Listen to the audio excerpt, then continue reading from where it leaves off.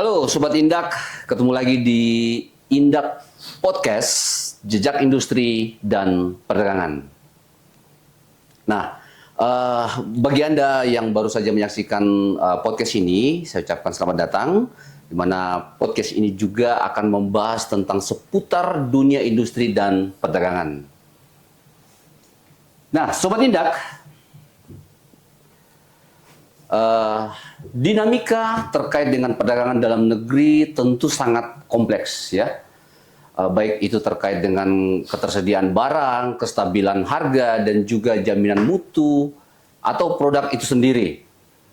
Nah, Dinas Perindustrian dan Perdagangan Provinsi Sulawesi Tengah hadir untuk menjawab semua tantangan-tantangan yang saya sebutkan tadi. Nah, untuk mengetahui seperti apa tugas dan fungsi Dinas Perindustrian dan Perdagangan Provinsi Sulawesi Tengah, khususnya bidang pengembangan perdagangan dalam negeri, hari ini telah hadir bersama saya Kepala Bidang Pengembangan Perdagangan Dalam Negeri, Bapak Doni Iwan Setiawan STMM. Apa kabar Pak Doni? Alhamdulillah baik-baik. Oke Pak, saya... Assalamualaikum, selamat sore sahabat Indak. Ya. Ini saya manggilnya Bung Efta atau Pak Efta ini? Oh ya, saya panggil Efta saja Pak. Oh, Ya. siap. Kalau saya ke Pak Kabit ya, itu Tapi saya panggil... harusnya ada brand sendiri Pak. Ada brand sendiri ya. Apakah gitu. Bung Efta Oh, ya, atau oke. apa? Nanti dipikirkan. Oke, nanti Siap. kita ya ini boleh jadi masukan juga ya. Siap. Bung Efta itu bisa supaya bisa menjadi brand ya gitu yang apa namanya bisa dipakai untuk episode selanjutnya. Nah, Pak Doni, langsung saja barangkali ya Pak, saya panggil Pak Kabit aja ya supaya lebih ini ya. Pak Kabit, apa sebenarnya Pak Kabit, apa yang dikerjakan teman-teman di bidang yang Bapak pimpin? Siap, terima kasih Bung Efta. Jadi memang salah satu bidang yang ada di dinas kita ini kan bidang pengembangan perdagangan dalam negeri. Kebetulan saya memimpin di situ dan beberapa tugas fungsi yang kalau di pergubnya tuh di perdanya cukup banyak. Tapi saya menyimpulkan terkait tugas fungsi kami itu ada 4 kelompok. Yang pertama itu terkait dengan perizinan. Jadi bagaimana kita untuk meningkatkan kepatuhan para pelaku usaha ini terhadap peraturan-peraturan perundangan perdagangan yang berlaku. Iya. Yang kedua itu bagaimana kami juga meningkatkan kualitas dari sarana perdagangan yang ada di Sulawesi Tengah. Yang ketiga mungkin yang sering kita dengar bagaimana kami menjaga stabilisasi harga dan ketersediaan barang kebutuhan pokok maupun barang penting. Nah, ini lagi rame-ramenya menjelang HBKN ini. Ya. Itu juga salah satu tugas fungsi kami.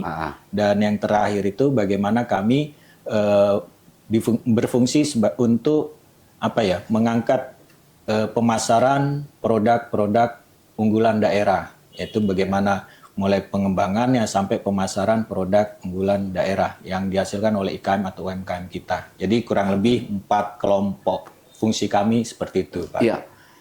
Sebelum saya ke pertanyaan ini, saya coba untuk pembinaan pelaku usaha itu masuk juga? Masuk. Jadi pelaku usaha kami kan lebih fokus kalau terkait dengan bagaimana pengembangan produknya itu ada di industri Pak ya. Betul. Tapi setelah jadi produk, nah itu bagaimana pemasarannya, itu bagian dari tugas fungsi kami di perdagangan. Karena kami akan istilahnya melakukan pendampingan, pembinaan terkait dengan bagaimana pemasaran yang baik. Perdagangannya dari sisi perdagangan. Bagaimana kami mencarikan peluang pasar, baik kalau secara lokal maupun nasional. Tapi kalau sudah luar negeri, urusannya itu ada di bidang perdagangan dalam negeri. Luar negeri ya? Siap, gitu. siap. Oke. Nah, Pak Kabit, ini kalau kita ketahui bersama bahwa memang seringkali terjadi ini gejolak harga. Ini yang lagi tadi Pak Kabit sebutkan bahwa lagi marak-marak ini. Apalagi ini menjelang hari raya besar, kemudian hari raya keagamaan nasional. Nah, bagaimana upaya pemerintah dalam hal ini bidang yang Bapak pimpin? Ya. Jadi sebenarnya tugas rutin kami bagaimana menstabilkan harga dan ketersediaan, memastikan ketersediaan barang kebutuhan pokok itu aman. Nah, karena salah satu fungsinya juga bagaimana kita mengendalikan inflasi yang ada di daerah. Itu bagian dari tugas kami. Sebenarnya untuk pengendalian inflasi ini bukan hanya kami saja, bukan hanya Dinas Perindak, khususnya bidang perdagangan dalam negeri, tapi ada beberapa OPD-OPD lain yang mempunyai tugas fungsi yang sama untuk pengendalian inflasi. Jadi kerja keroyokan, Pak. Hanya salah satunya di kami itu bagaimana menjaga stabilisasi harga itu kami secara rutin. Secara rutin itu harian kami melakukan pantauan pasar, pantauan harga di 13 kabupaten kota.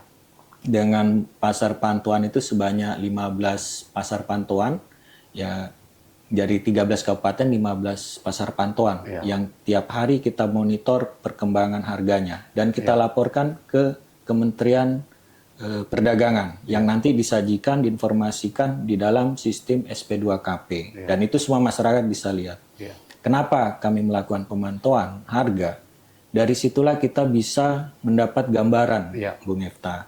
Di mana gambaran ini kita bisa melihat apabila ada kenaikan harga, tren kenaikan yang cukup lama itu berarti ada jalur-jalur yang bermasalah, mungkin jalur distribusi, akibatnya menimbulkan kelangkaan, kurang pasokan, itu yang mengakibatkan harga naik.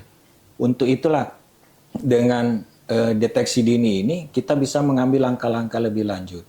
Apabila terjadi permasalahan kelangkaan pasokan, kita minta distributor untuk segera melakukan pasokan biar tidak terjadi kelangkaan. Nah, itu salah satunya. Ya, pemantauan yang rutin kami lakukan. Selanjutnya, kami juga di dalam pengendalian ini kita juga melakukan monitoring dan pemantauan ketersediaan di tingkat distributor sampai subdistributor untuk memastikan. Jadi bukan hanya di pasar itu ya? Di pasar kita harga harian, tapi kita juga memantau ketersediaannya. Di tingkat distributor sampai subdistributor. Nah, itu kita lakukan. Nah, dengan harapan tadi itu untuk menjamin ketersediaan. Nah, kita juga selalu rutin melakukan koordinasi dengan BUMN Pangan, dengan ID Food yang juga BUMN, dengan OPD teknis yang mengelola urusan hulu ya, seperti ada Dinas PPH, Perikanan, Peternakan, dengan BUMN tadi itu. Kami juga di satu sisi, mungkin yang ketiga, keempat itu pada saat dibutuhkan kami akan melakukan operasi pasar atau pasar murah. Pasar murah, Apalagi ini lagi masa-masanya Pak ya, HBKN sebentar lagi kita menyambut Ramadan, bulan suci Ramadan dan Idul Fitri yang nggak lama lagi. Ini kita insya Allah mungkin akhir-akhir bulan ini menjelang Ramadan. Kami akan melakukan kegiatan pasar murah di Nunu di minggu terakhir, insya Allah 25 atau 26 kita akan melaksanakan di sana. Dan nanti satu kali lagi kita akan melaksanakan di waktu menjelang Idul Fitri. Terus yang terpenting juga, Bung Efta, ini kita juga melakukan komunikasi publik. Komunikasi publik ini dalam bentuk apa? Nah, seperti ini mungkin salah satu media komunikasi kita ya, menyampaikan kepada masyarakat melalui TVRI, RRI maupun media cetak. Yang intinya kami menyampaikan bagaimana masyarakat ini biar tidak panik. Itu karena pada saat masyarakat panik, melakukan panik buying, pembelian berlebihan akan mempengaruhi stok pasar. Itu harga semakin melejit. Dan kami juga mengedukasi, menghimbau kepada pelaku-pelaku usaha ini untuk apa? Untuk mereka menjual sesuai dengan kewajaran harga, tidak melakukan penimbunan dan sebagainya. Itulah yang kami lakukan komunikasi. Mencegah inflasi tadi ya? Mencegah terjadinya inflasi tadi. Dan yang terpenting terakhir, kami juga dapat melakukan penindakan apabila terjadi pelanggaran-pelanggaran sektor perdagangan. Itu tadi seperti ada penimbunan, bapok semuanya. Itu kami bersama Satgas Pangan Polda setiap saat melakukan monitor pantauan dan kami berharap sih tidak ada lah pelaku usaha kita yang bermasalah hukum. Jadi kurang lebih langkah-langkah itulah yang kita lakukan untuk melakukan menjaga stabilisasi harga ini. Begitu, Bung Etang. Itu tadi terkait dengan tusi dari bidang yang Bapak pimpin itu. Kemudian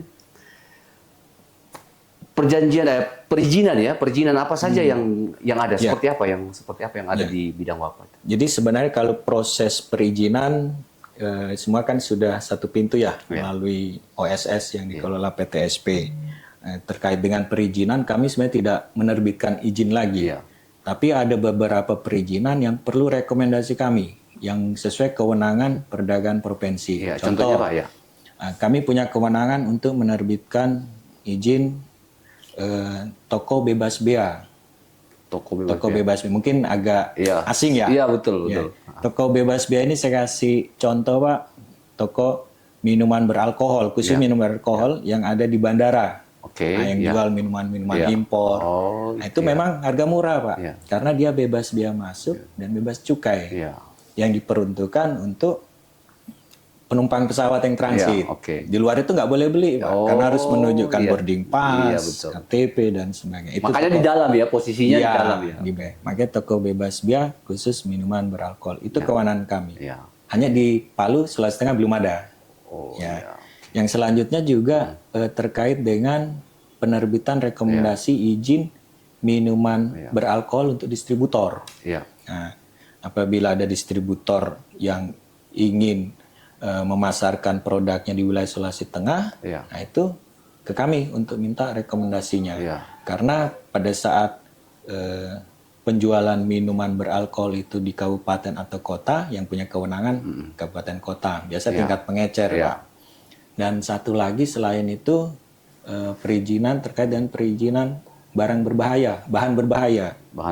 Ya, seperti penggunaan merkuri di pertambangan. Nah itu ada izin khusus dari kementerian yang mereka butuh rekomendasi teknis dari kami. Nah, itu yang kita keluarkan. Ya.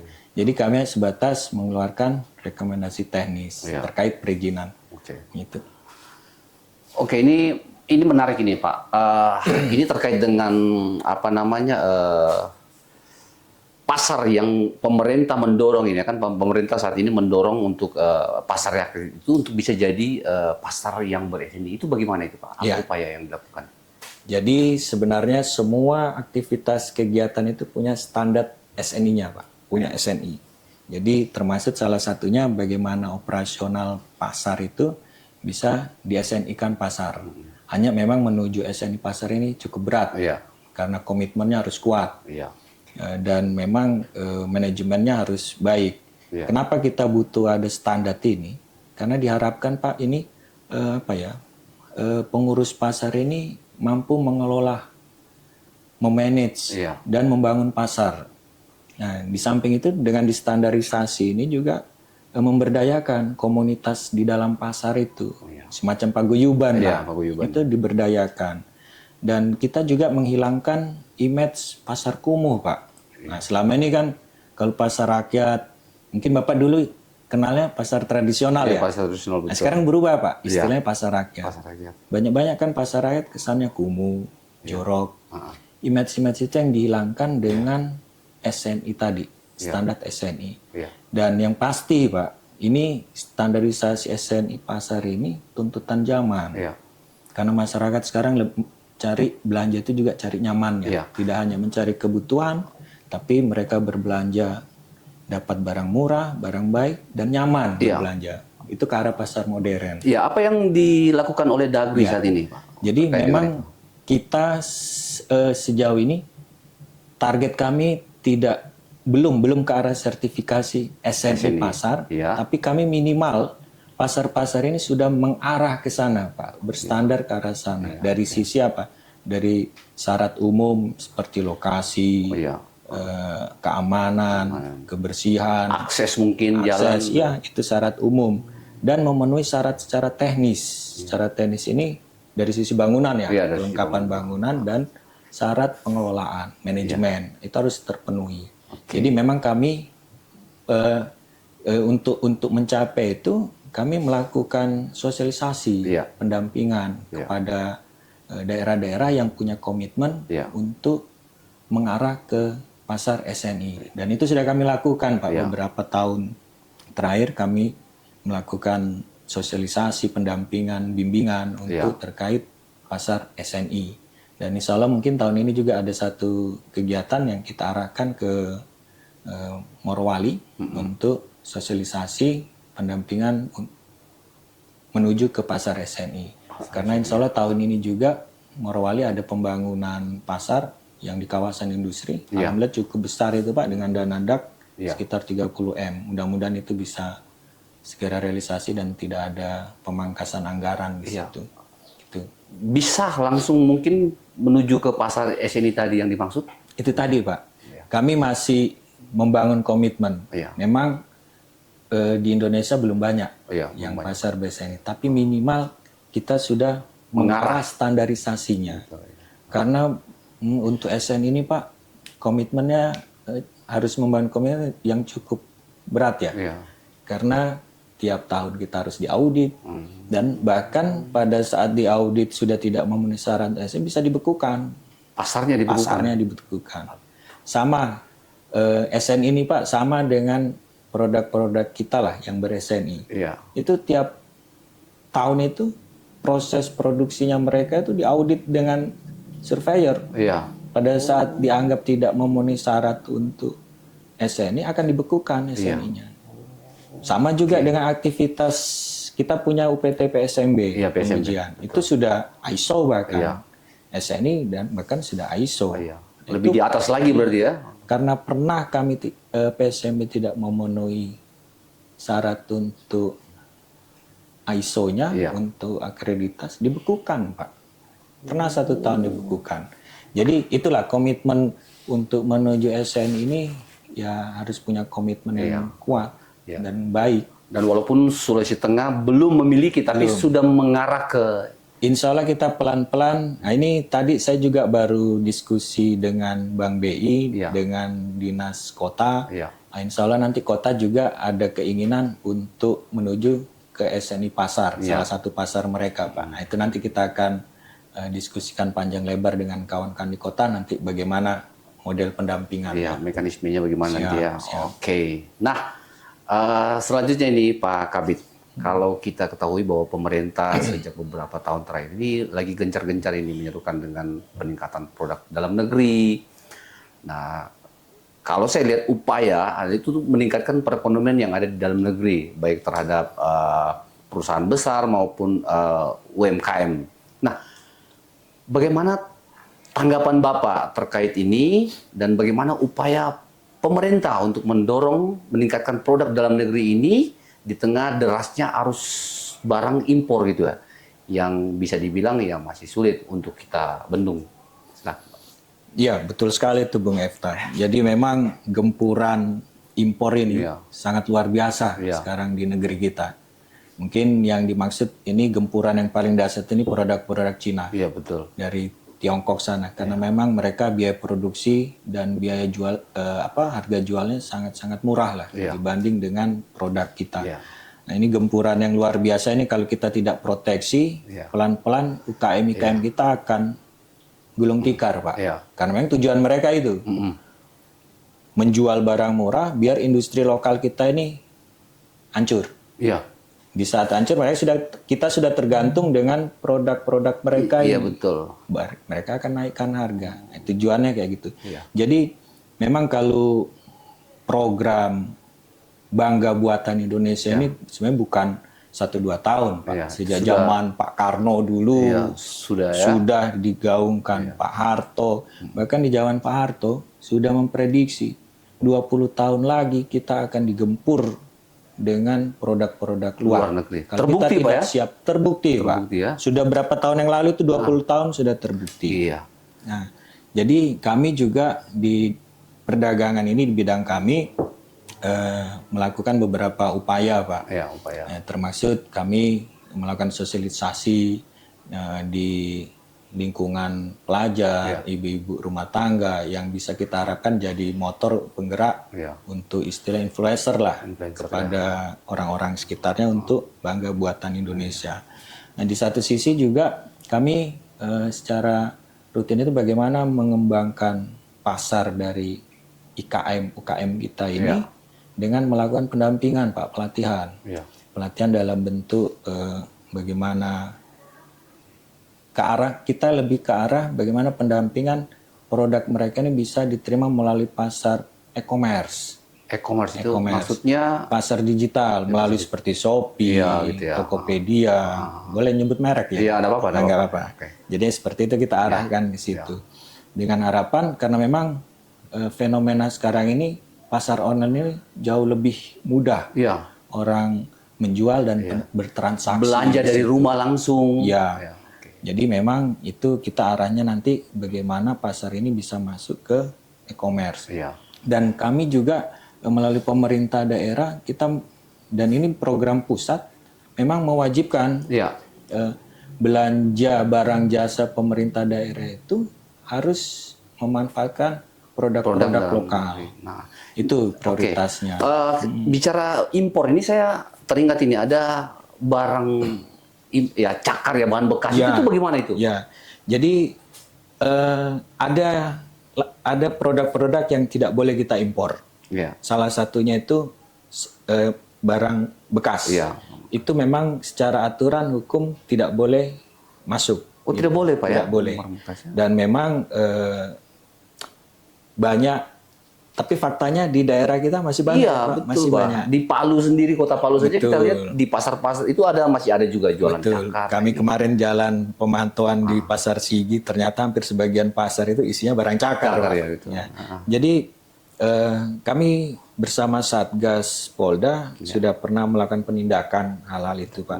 Bahkan saya kalau nggak salah setahun apa 2 tahun lalu, memang Kementerian Perdagangan sudah tegas tidak boleh lagi. Iya, sampai ada yang dibakar. Itu Pak ya, betul. Tidak boleh lagi, tapi masih diperbolehkan sekian bulan untuk menghabiskan stok. Oke. Tapi kami nggak tahu masuknya ini barang dari mana, Pak. Tidak bisa dideteksi ya? Itu yang karena pintu masuk di Kota Palu ini, Sulawesi Tengah ini kan banyak, Pak. Iya. Itu pun bersama kami juga berharap ke depan ini tidak ada lah, hanya terkadang Pak faktor ekonomi, faktor kebutuhan kadang mengalahkan aturan Pak. Nah itu yang jadi masalah.